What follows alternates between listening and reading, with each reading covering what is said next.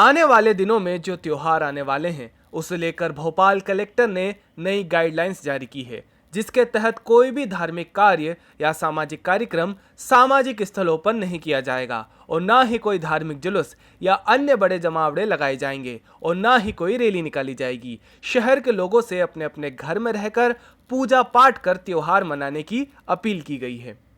भोपाल से दीपक सिंह की report. Corona के बढ़ते मामले को लेकर देश प्रदेश दोनों स्तर पर शासन प्रशासन लगातार कोरोना संक्रमण को रोकने के प्रयास में लगा हुआ है। रोजाना कोरोना के लिए नई नई गाइडलाइंस और नए नए नियम बनाए जाते हैं। इसी के चलते मध्य प्रदेश में भी गृह मंत्री नरोत्तम मिश्रा ने वल्लभ भवन में कोरोना की समीक्षा बैठक की, जिसके बाद गृह मंत्री ने कोरोना ब्रीफिंग दी। आइए आपको भी सुनाते हैं कि गृह मंत्री ने क्या कहा। वल्लभ भवन में बिंदु से की है और इसमें 930 नए प्रकरण कोरोना के हमें मिले, लेकिन अच्छी बात यह है कि 987 केस हमारे डिस्चार्ज हुए, मतलब लगभग 80 मरीज हमारे कम हुए।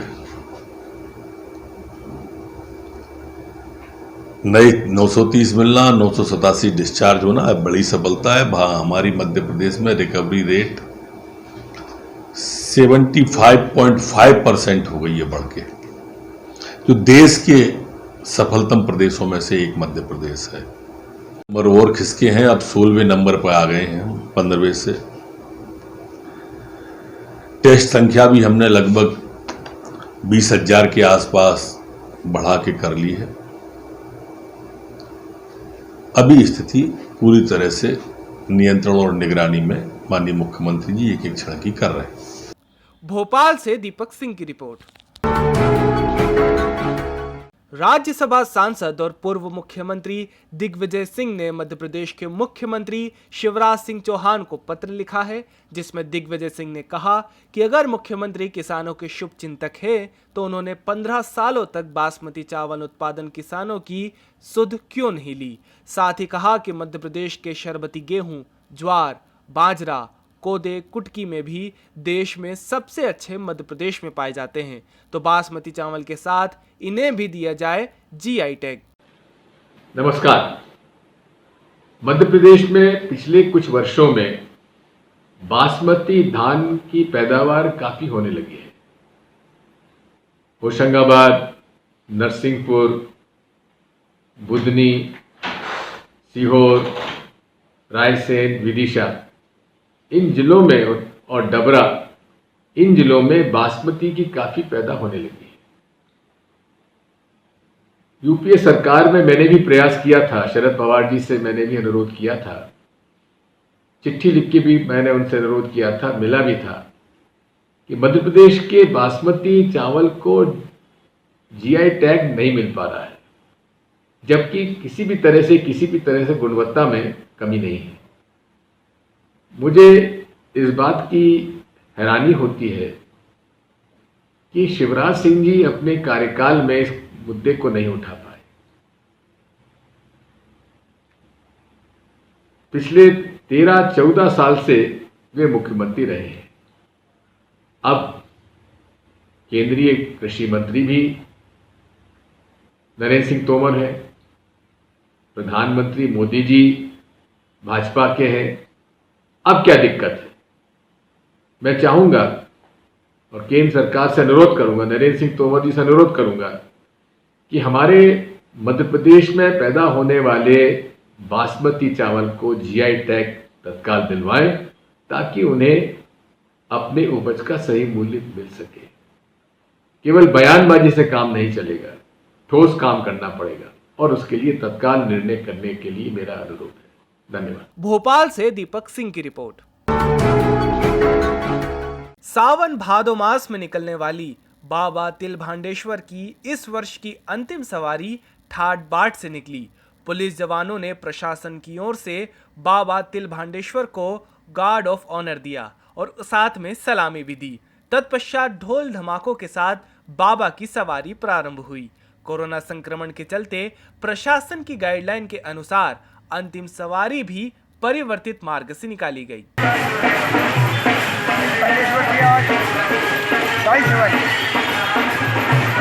लॉकडाउन महामारी की वजह से अभियान मार्ग जो शासन ने आदेश निर्देश दिए हैं उसके नीचे अनुसार सवारी जा रही है, तो प्रशासन का पूरा सहयोग है और उनका अच्छी माफी कर रही है और बढ़िया है। अर्पित बोडाना की रिपोर्ट। हाल ही में मध्य प्रदेश के पूर्व मुख्यमंत्री दिग्विजय सिंह ने मध्य प्रदेश में बासमती चावल को जीआई टैग दिए जाने के संबंध में मुख्यमंत्री शिवराज सिंह चौहान को चिट्ठी लिखी थी, जिस पर मध्य प्रदेश के कृषि मंत्री कमल पटेल ने करारा हमला बोला है। आइए आपको भी सुनाते हैं कि कमल पटेल ने क्या कहा। बहुत देरी से जगह है।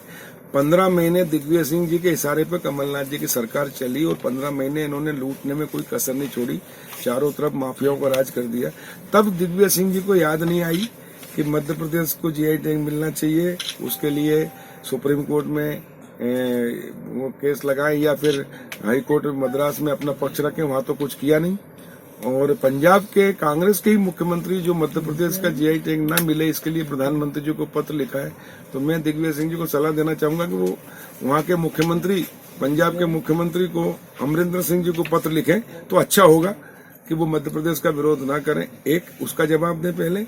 और माननीय मुख्यमंत्री शिवराज सिंह चौहान जी तो बहुत सजग हैं, उन्होंने उनके नेतृत्व में हमने सुप्रीम कोर्ट में एसएलपी लगाई और हमारी अपील स्वीकार की माननीय सर्वोच्च न्यायालय में। और हम अपना मध्य प्रदेश का पक्ष मजबूत है, हम वो मजबूती से रखेंगे और हमें पूर्ण विश्वास है क्योंकि हमारा मध्य प्रदेश का बासमती चावल सबसे अच्छा है, खुशबू भी जबरदस्त है और उसका स्वाद भी अच्छा है और इसलिए लोग उसको पसंद करते हैं। हमारे यहाँ के जीआई टैग नहीं मिलने के कारण हमारे यहाँ का औने पौने भाव में खरीदकर पंजाब के, बाहर के लोग, महाराष्ट्र के और हमारे से आधी कीमत में खरीदते और डबल कीमत में बेचते हैं। और इसलिए पंजाब के मुख्यमंत्री को वहाँ के व्यापारियों का दबाव के कारण उन्होंने पत्र लिखा, क्योंकि अगर मध्य प्रदेश को जीआई टैग मिल गया तो उनकी रोजी रोटी बंद हो जाएगी, उनकी जो कमाई है मध्य प्रदेश के बासमती चावल खरीद कर वो अपने नाम से बेच रहे हैं उसको रोक लग जाएगी और इसलिए वो हमारा विरोध कर रहे हैं। मैं उनको चुनौती देता हूं कि वो हमारे यहाँ के बासमती चावल को ये सिद्ध करें कि ये हमारी गुणवत्ता नहीं है, हमको जीआई टैग का अधिकार नहीं है। भोपाल से दीपक सिंह की रिपोर्ट।